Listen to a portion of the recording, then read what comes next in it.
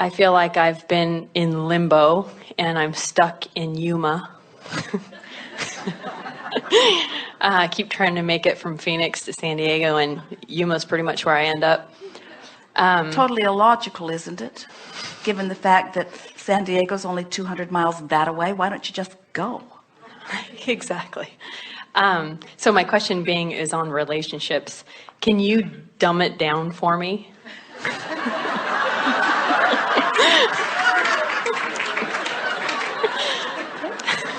Well, because obviously I feel like I'm close to it, but it's just not happening. yes, we can give this to you in a way that will be easier for you to hear. So it is easy to see it relative to just pointing your car in the right direction and continuing to go, because that journey is quantifiable. It's easy for you to say it's 200 miles away, it's 199 miles away, it's 198 miles away, it's 197 miles away. So you are hopeful because you have evidence of your progress. Where when you want something like a relationship and you are infinitely aware that it isn't here yet, even though you may have been dreaming about it, you may have been cleaning up your vibration about it, you haven't seen the evidence about it, and so you are less certain because you are using the physical manifestation as your point of evidence rather than the improvement in the way you feel. So the way you quantify, this is good, isn't it? Yes. So the way you, is it dumb enough for you? Yeah. It's a wonderful question, and we are pleased that you are asking it in this way, because it is tricky when you have been using what you see with your eyes and hear with your ears and so on as your acknowledgement of what's happening, to have something that is 99% created and not be able to see it takes an element of faith that if you don't know about the laws of the universe and you don't know that the way you feel means something, what happens is you'll be moving along. You'll find a positive thought. You'll think about what you want. You'll view something that you appreciate. You'll come into vibrational alignment with the idea of this, and you are moving right along to it. And then you'll see someone who right now has exactly what you want, which reminds you that you don't have it right now, and you turn upstream. So all that's happening is you're turning toward it and away from it, and toward it and away from it, because you're letting what is control the direction of your thought rather than what you want to be. So the key is you have to take the relationship out of the equation. Take the guy out. Yes, for this reason, because did you hear us earlier when we said being without him has caused you to want him, and being with the wrong ones has caused you to specify what you specifically want? In other words, you have created this magnificent relationship that your inner being is already fully enjoying. We'll give you more about that in a moment. So as this relationship is already come to vibrational fruition and you're feeling good about whatever, you're moving toward it. As you feel bad, you're moving away from it. So the work has already been done relative to the creation of the relationship. Now your work is to hold yourself in vibrational alignment with the well-being that is waiting for you, which means your work now is to feel good. So this is the dumbing down part that we really want you to hear, and it is not a dumb question at all. It's the elementary question that you have posed so beautifully. You have to care about how you feel, not about the guy, because the guy's a sure thing. But when you pick up the stick that says my mate, you pick up the stick that has him missing on one end, and you don't believe he's present on the other. So every time you activate the vibration of relationship, it turns you upstream. Where if instead of activating the vibration of relationship, you were activating the vibration of things always work out for me, I'm getting to handle this, I know what I'm doing, I've been envisioning, my life has caused me to put him there, I know he's there, I don't have to worry about when he's coming, and you get focused upon other things that make you feel good, or things about that make you feel good, before you know it, you'll be there. What you want is a sure thing. It's just a matter of you allowing yourself vibrational alignment with who you are. So when your quest is alignment with who you are, we promise you your lover will be there. Well, what's happening with you is your picture of who you are and what you want is so vivid, and you are in the process of coming into alignment with that vivid picture. So the timing of this relationship is not because he's late in showing up. It's because you are wanting to come into alignment with who. It is so much better to be in alignment with who you are, him be in alignment with who he is, and when you rendezvous, you're two people in alignment who then recognize each other. But if you meet him before he's in alignment, or if you meet him before you're in alignment, then you miss it, you see. And that's all that's been happening. And that's just fine. Don't want to rendezvous with someone that is not in vibrational alignment with your total picture of what you are wanting. Agreed? Mm-hmm. So you are so on track. Everything is so unfolding perfectly. You have not one thing to be worried about. From what we know of your vibrational escrow and from what we feel of you, your sensation should be one of elation. You should be romping towards San Diego, not dragging your heels on the pavement. Right. Well, that's what I think. And don't let anyone else's criteria about how long it's taking, about where you're looking. You don't have to go looking for this. This will come and find you. Your role is to be happy. Happy, and in your happiness, you will be inspired to the conversations, to the rendezvous, to the actions. And don't worry. Don't walk into a room and look everywhere. Is it you? Is it you? Is it you? Is it you? Instead, say to yourself, you're there. I'll know you when I see you. And when all the bells and whistles go off, I'll take a second look. And until then, it's not you. Okay. Don't talk yourself into anyone. This one is going to feel great. Good morning, Abraham. Thank you very much for coming to Atlanta. Several years ago, you gave a practical example of attracting money. And the example was keep a $100 bill in your wallet and imagine all the things that you could buy with it, even if it were a pair of shoes that you couldn't fully afford. So, Therefore, practicing the feeling of prosperity. Yes. And so, I can't afford both shoes, but I could afford one of the shoes. And so you get a good feeling out of this. And this is a great practical exercise. So could you please give us a practical exercise for attracting love and the feeling of love? Well, we think you started with a very good premise and it dovetails perfectly into what we've been talking about all morning here, and that is, if you can find the feeling, then the other will come. Now, in this case, you're sort of looping around, and we get why you're doing it, and we understand that the processes that we've offered have sort of set you into that place. Let's be clear here.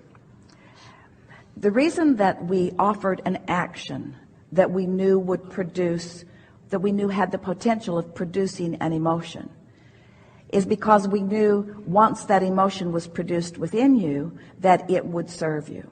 So just now we said to you, we don't want you to need to rely on the action in order to produce the emotion.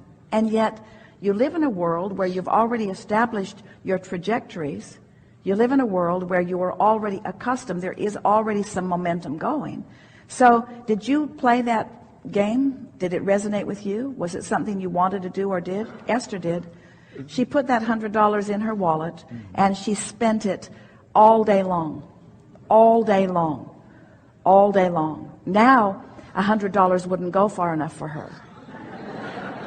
Yes, the answer is yes, I do that, and I have plenty of money. And so the idea of it is to find a way to feel prosperous.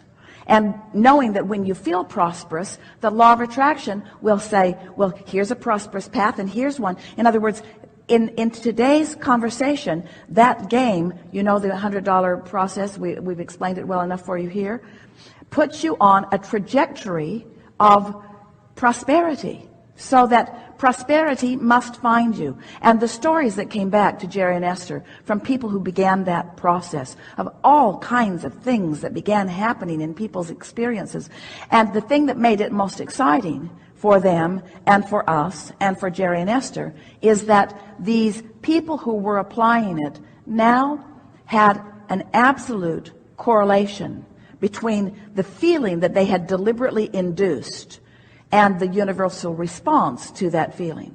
So that's what you're asking for here. How can I find that feeling? Now, in other words, you could use that process to work for you, or you could use that process to work against you. But if we can convince you that you're wanting to do anything that you can that makes you feel good, because that means it's working for you. So, in the same way, in the absence of a relationship, you have to look for the components of what a relationship would feel like and acknowledge that you've already got something comparable to that $100 bill. In other words, Esther, because she was so sort of dependent upon the relationship that she had with Jerry for company, for good company, for all kinds of intertwining in all kinds of different ways. So she just started noticing, well, this is a really fun person to talk to on the telephone, and this is a really meaningful person to talk about here. In other words, she began noticing that there were lots of ways of satisfying that relationship in lots of different people, and in doing so, there's no absence of that vibration, because what you're reaching for is happiness in the now, yes? So the answer to the question is, so let's focus upon the soothing, not the void, the soothing. Well, Abraham, what am I soothing? The void. Well, then think about being soothed. Think about feeling good. Think about having fun. Thinking about being at one. Think about your inner being. Think about source energy who is always with you. We want you to know that the reason that most people are looking for a partner is because they're trying to fill the void that really can only be filled with alignment.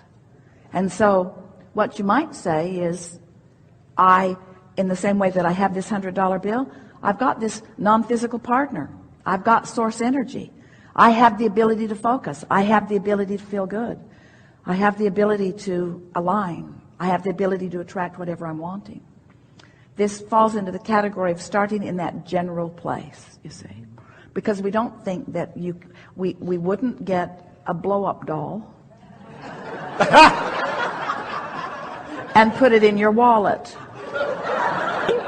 And that's sort of the analogy that you were reaching for with the $100 bill. In other words, you have to find a way to achieve a feeling of ease about something that you've been feeling angst about. And there are a lot of different ways of going about it. So let's find the analogy. We think it was a really fair question. So, Abraham, you told me to put $100 in my wallet, and if I would notice that it was there, instead of noticing that I didn't have it, notice that I did have it. That every time I notice that I have it, then it would increase a feeling of prosperity within me. So isn't it logical that every time you're having a really good conversation with someone, if you notice it and acknowledge it and repeat it in your mind later and activate the vibration of it, isn't it logical that that would induce that same vibration? It's the same sort of thing. Anything that makes you feel satisfied with where you are is a beneficial thing. Now, often that scares our physical friends. They think, oh, you ghost. You're not really interested in our manifestation. You're just interested in us satisfying ourselves in the absence of what we want. And if I get really satisfied with the absence of what I want, then the universe won't give it to me, because I learned from my mother the way to get things was to throw a fit. And if I act happy before I get the thing that I know I need to make me happy, then is the universe going to really give up the goods? And we say, oh, please tell us we're past that understanding. That you understand that you never get anything through throwing a negative fit. You always get it through soothing your point of attraction. It's the whole point of understanding what your grid is. It's the whole point. And so with this grid conversation, what we're wanting to lead you toward is choosing the disc that you want to be on without needing an excuse to be on it.